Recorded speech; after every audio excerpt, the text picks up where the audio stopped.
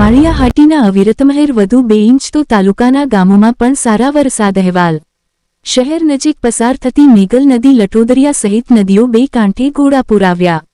શહેરના નીચાણવાળા વિસ્તારમાં પાણી ભરાયા। શાક માર્કેટ, મફત પ્લોટ વિસ્તારમાં, પટેલ સમાજની વાડીમાં સહિતના વિસ્તારોમાં ગોઠણડૂબ પાણી ભરાયા। ટોટલ 16 ઇંચ જેવો વરસાદ વરસ્યો। લંબોરો ડેમ ઓવરફ્લો, માંગરોળમાં વરસાદના પાણી ઘરમાં ઘૂસ્યા। અનેક ચેકડેમ પ્રથમ વરસાદે છલકાયા।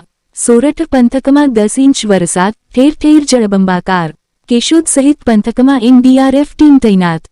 મેંદરડા, ભેંસાણ, માણાવદર સહિત પંથકમાં ધોધમાર વરસાદ। રિપોર્ટ પ્રતાપસિંહ સોદિયા।